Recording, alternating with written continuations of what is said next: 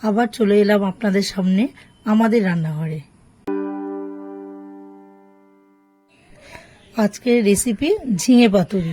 এইটি তৈরি করতে লাগছে ঝিঙে, কাঁচা লঙ্কা, সর্ষের গুঁড়ো, কাঁচা বাদাম, নারকেল কোড়া, সর্ষের তেল, নুন, হলুদ, স্বাদমতো চিনি।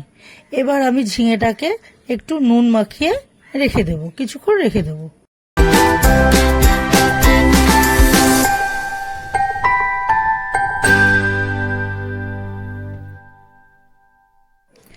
এবার মিক্সির বাটিতে আমি সর্ষের গুঁড়ো, কাঁচা লঙ্কা, কাঁচা বাদাম, নারকেল কোড়া সব নিয়ে অল্প একটু জল দিয়ে আমি ওটাকে পেস্ট করে নেব।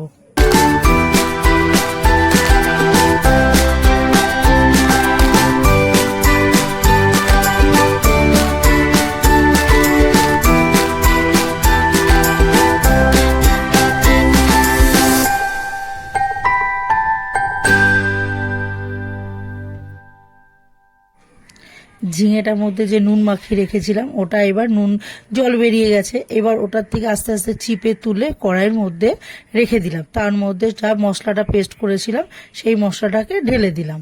আর কিছুটা নারকেল কোড়া আর একটু কয়েকটা কাঁচা লঙ্কা রেখেছিলাম, যে যখন মাখাবো তখন ওর মধ্যে দিয়ে দেব। এবার সর্ষের তেল দেব, নুন অল্প দেব যেহেতু আগে মাখিয়ে রেখেছিলাম, নুন অল্প, আর স্বাদ মতো চিনি, যে যেরকম ভাবে খাবে। নিরামিষ যেহেতু জলের সবজি, মানে ঝিঙেটা একটু জল জল হয়ে যায়, ওই জন্য একটু স্বাদ মতো চিনি দিতে হবে। আর অল্প একটু হলুদ দিয়ে সর্ষের তেল দিয়ে মাখিয়ে এবার আমি ওটাকে গ্যাসের মধ্যে বসিয়ে দেব। বসাবার আগে কিছুটা সর্ষের তেল উপর থেকে দিয়ে দেব, আর কিছুটা নারকেল কোড়া এর উপরেও দিয়ে দেব।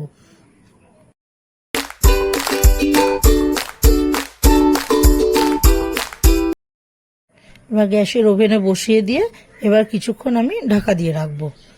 কিছুক্ষণ পর আবার ঢাকাটাকে তুলে দেব, দিয়ে এবার একটু নাড়াচাড়া করে দেখব যে জলটা অনেকটা টেনে এসছে, একটু মাখা মাখা হয়ে গেছে।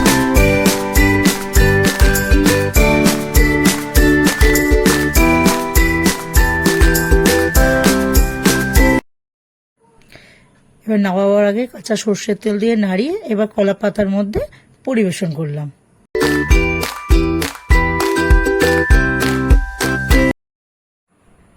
তৈরি হয়ে গেল আমার ঝিঙে পাতুরি। যদি রান্নাটি ভালো লেগে থাকে তাহলে লাইক করবেন, শেয়ার করবেন, কমেন্ট করে জানাবেন, অবশ্যই সাবস্ক্রাইব করবেন। ধন্যবাদ।